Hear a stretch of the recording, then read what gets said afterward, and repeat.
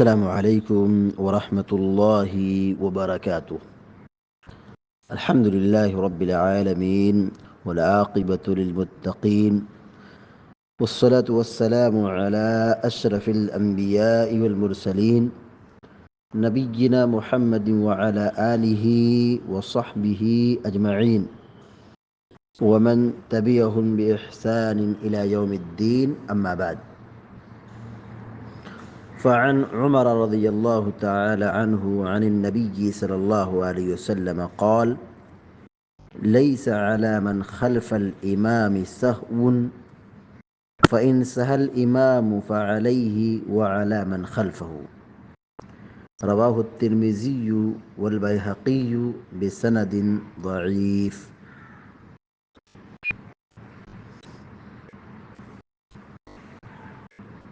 بلوغ المرام من ادلۃ الاحکام کی حدیث نمبر 268 ابھی آپ کے سامنے پڑھی گئی ہے۔ حدیث کے راوی مشہور صحابی سیدنا عمر بن خطاب رضی اللہ تعالی عنہ ہیں۔ وہ بیان کرتے ہیں کہ اللہ کے نبی صلی اللہ علیہ وسلم نے فرمایا: لیس علی من خلف الامام سہو فإن سہى الامام فعلیہ وعلی من خلفہ۔ لیسا مانے نہیں، علی مانے پر، من مانے جو۔ لیسا مانے نہیں، علی مانے پر، من مانے جو۔ خلف، خلف مانے ہوتا ہے پیچھے۔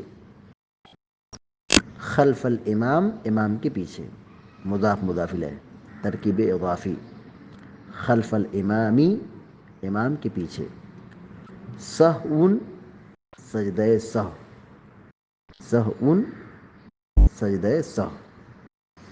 لیس علی من خلف الامام سہون، لیس سہون، کوئی سجدہ سہو نہیں ہے۔ علی من خلف الامام، اس پر جو امام کے پیچھے ہے، یعنی مقتدی۔ لیس علی من خلف الامام سہون، کسی مقتدی پر سجدہ سہو نہیں ہے۔ مقتدی پر سجدہ سہو نہیں، یعنی امام کے جو پیچھے کھڑا ہے اس پر سجدہ سہو نہیں ہے۔ لیس علی من خلف الامام سہون، مقتدی پر سجدہ سہو نہیں ہے۔ فإن سہى الامام فعلیہ وعلی من خلفہ۔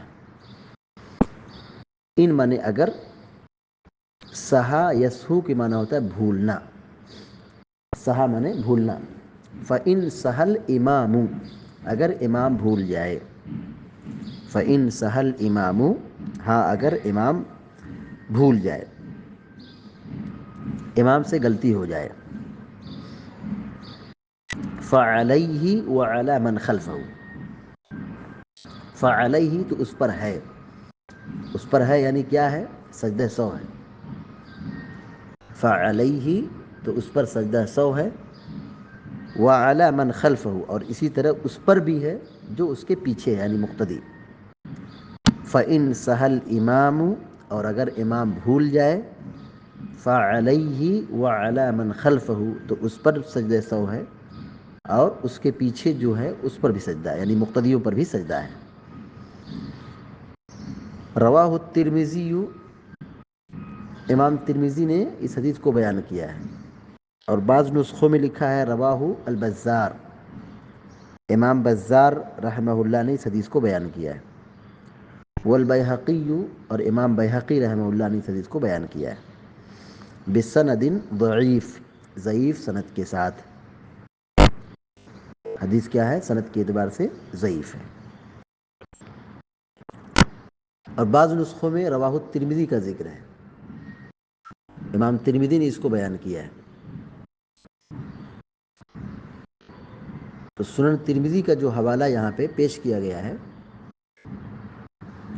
اصل میں یہ سنن ترمذی کی روایت نہیں ہے۔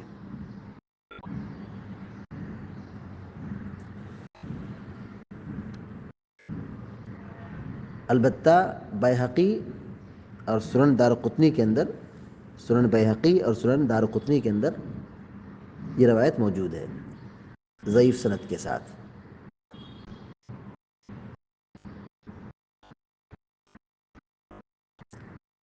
اس حدیث کو اہل علم نے ضعیف قرار دیا ہے کیونکہ اس حدیث کی سند میں خارجہ بن مصعب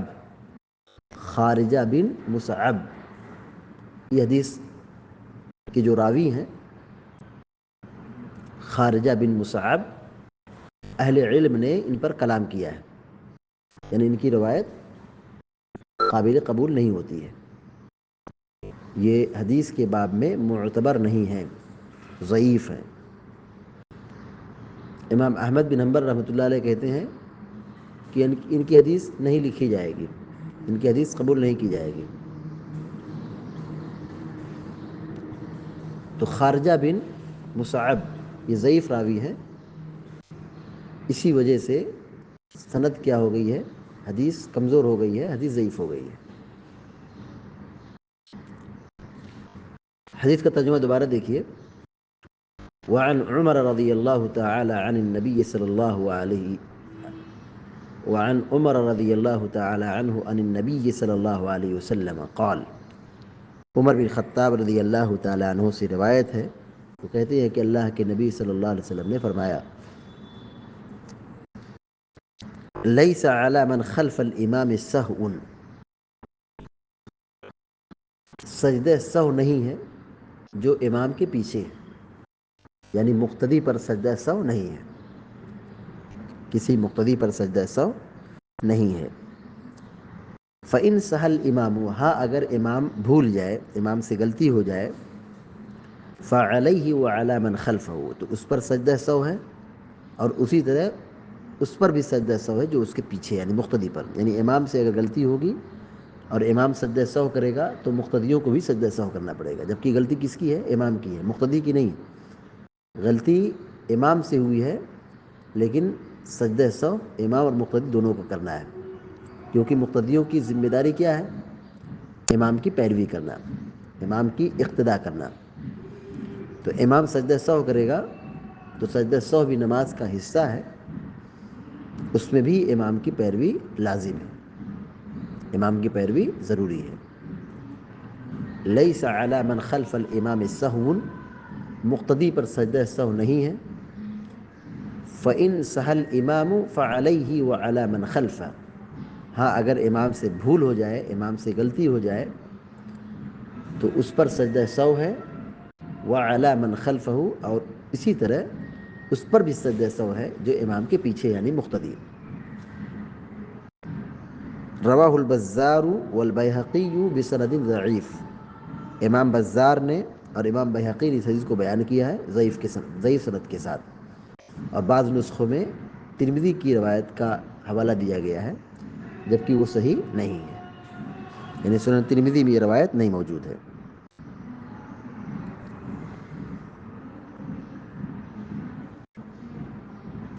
اس حدیث سے جو بات معلوم ہوئی، نمبر 1، اگر امام کو نماز میں سہو ہو جائے، امام سے غلطی ہو جائے، تو امام کی اقتداء میں مقتدی بھی سہو کے سجدے کرے گا۔ مقتدی کی کیا ذمہ داری ہے؟ کہ سجدہ سہو میں امام کی پیروی کرے، امام سجدہ سہو کرے گا تو مقتدیوں کو بھی سجدہ سہو کرنا چاہیے، کیونکہ مقتدی امام کے تابع ہوتا ہے۔ سند کے لحاظ سے روایت گرچہ کمزور ہے لیکن یہ بات دیگر صحیح احادیث کے مطابق ہے کہ مقتدی بھی سجدہ کریں گے، صحیح حدیث اس پر دلالت کرتی ہے۔ کیسے؟ نبی کریم صلی اللہ علیہ وسلم کو جب سہو ہوتا تھا اور آپ سہو کے سجدے کرتے تھے، سجدہ سہو کرتے تھے، تو صحابہ بھی آپ کی اقتداء میں سجدہ سہو کرتے تھے، تو صحابہ کا سجدہ سہو کرنا وہ مقتدی ہوئے۔ اس سے یہ معلوم ہوتا ہے کہ اگر امام سے سہو ہو جائے، غلطی ہو جائے، بھول چوک ہو جائے، یا نماز میں کمی زیادتی ہو جائے تو امام سجدہ سہو کرے گا، مقتدی بھی سجدہ سہو کرے گا۔ دوسری بات یہ معلوم ہوئی اس حدیث سے کہ امام کا مقام مرتبہ بلند ہے، امام کی پیروی کرنے کا حکم دیا گیا ہے، اس کی مخالفت جائز نہیں ہے، امام سے آگے بڑھنا جائز نہیں ہے، امام کی پیروی نماز میں نہ کرنا یہ جائز نہیں ہے۔ اس سے ہم اندازہ لگا سکتے ہیں کہ امام کا اسلام میں کیا مقام ہے۔ یہ حدیث بتلاتی ہے کہ امام کا مرتبہ ہے، غلطی امام سے ہوئی ہے، سجدہ سہو سب کو کرنا پڑے گا، سجدہ سہو سب کو کرنا پڑے گا، امام کی پیروی لازم ہے۔ تیسری بات معلوم یہ ہوئی کہ نماز میں اگر مقتدی سے کچھ غلطی ہو جائے، بھول ہو جائے، تو کیا اس پر بھی سجدہ سہو لازم ہوں گے یا نہیں ہوں گے؟ سوال ہے۔ مقتدی سے اگر نماز میں بھول چوک ہو جائے تو آیا یہ کہ مقتدی پر بھی سجدہ سہو ہے یا نہیں ہے؟ تو یہ حدیث بتلاتی ہے کہ مقتدی پر سجدہ سہو نہیں ہے۔ لیس علی من خلف الامام سہو، حدیث کیا بتلا رہی ہے کہ امام کے پیچھے جو لوگ ہیں، مقتدی ہیں، ان پر سجدہ سہو نہیں ہے، لیکن یہ بات درست نہیں ہے۔ حدیث کا جو پہلا ٹکڑا ہے لیس علی من خلف الامام سہو، یہ بات محل نظر ہے۔ اصلاً تو سند کے لحاظ سے حدیث ضعیف ہے، ثابت ہی نہیں ہے، معنی کے اعتبار سے بھی یہ بات درست نہیں ہے، کیونکہ کسی بھی روایت میں ایسا کہیں ثبوت نہیں ملتا ہے کہ مقتدی سے غلطی ہو تو اس پر سجدہ سہو نہیں ہے، ایسا کہیں ثبوت نہیں ملتا ہے، کہیں صحیح حدیث میں یہ ذکر نہیں ہے۔ لہذا عام سی بات ہے کہ بھول چوک ہونے کی صورت میں سجدہ سہو ہے، کمی زیادتی ہونے کی صورت میں سجدہ سہو ہے۔ تو عام دلائل کی بنا پر یہی مسئلہ واضح ہوگا کہ اگر مقتدی کو نماز میں سہو ہو جائے، مقتدی سے نماز میں سہو ہو جائے، تو اسے چاہیے کہ نماز مکمل ہونے کے بعد سجدہ سہو کرے۔ یہ بات بالکل درست نہیں ہے کہ امام کے پیچھے جو مقتدی اس پر سجدہ سہو نہیں ہے، یہ بات بالکل بے بنیاد ہے، بے سند ہے۔ مقتدی سے بھی اگر نماز میں کچھ کمی بھول چوک ہوگی تو مقتدی کو بھی چاہیے کہ وہ نماز مکمل کرنے کے بعد جو کمی ہوئی ہے اس کو دور کر لیں اور سجدہ سہو کریں۔ جیسے مثال کے طور پر مقتدی نے سورہ فاتحہ نہیں پڑھا، چھوڑ دیا، بھول گیا، تو وہ کھڑا ہو کر کے وہ رکعت دہرائے گا اور آخر میں سجدہ سہو کرے گا۔ مقتدی نے ایک ہی سجدہ کیا، دوسرے سجدہ کیا ہی نہیں، سو گیا، اٹھا ہی نہیں، غلطی ہے، مقتدی کی غلطی ہے، یہ رکن چھوٹ گیا۔ اب ظاہر رکن چھوٹنے پر اس کی رکعت کیا ہوگی؟ نہیں ہوگی، کیونکہ اس نے ایک ہی سجدہ کیا ہے، سجدے سے سر اٹھایا ہی نہیں، کہ وہ دوسرے سجدے میں سو گیا اور امام کھڑا ہو گیا، تو یہ مقتدی کی بھول ہے، رکن چھوٹ گیا ہے۔ تو اب وہ کیا کرے گا؟ وہ رکعت دہرائے گا اور پھر سجدہ سہو کرے گا۔ کہیں امام نے رکوع کیا، مقتدی رکوع چھوڑ دیا، مقتدی نے رکوع کیا ہی نہیں، چھوڑ دیا،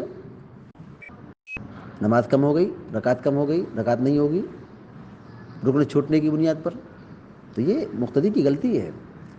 تو ایسا نہیں کوئی اصول ہے کہ مقتدی پر سجدہ سہو نہیں ہے۔ لیس علی من خلف الامام سہو، یہ بات اصولی اعتبار سے غلط ہے۔ عام دلیل یہی ہے، عام حکم یہی ہے کہ اگر نماز میں سہو ہو جائے تو اسے سجدہ سہو کرنا ہے۔ نماز میں بھول ہو جائے تو سلام پھیرنے کے بعد یا سلام پھیرنے سے پہلے سجدہ سہو کریں۔ نماز میں کمی ہوئی ہے تو اس کمی کو دور کریں، رکعت چھوٹ گئی ہے، رکن چھوٹ گیا ہے تو وہ رکعت دہرائیں اور پھر سجدہ سہو کریں۔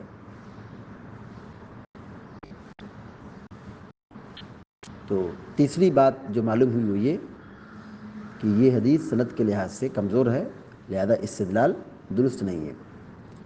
مقتدی سے بھی اگر غلطی ہوتی ہے تو اسے بھی سجدہ سہو کرنا ہوگا. اللہ تعالیٰ سے دعا ہے کہ اللہ تعالیٰ ہم سب کو آپ سب کو علم نافع اور عمل صالح کی توفیق عطا فرمائے. آمین یا رب العالمین. وصلی اللہ علی نبینا محمد وسلم تسلیما کثیرا. السلام علیکم و رحمۃ اللہ وبرکاتہ.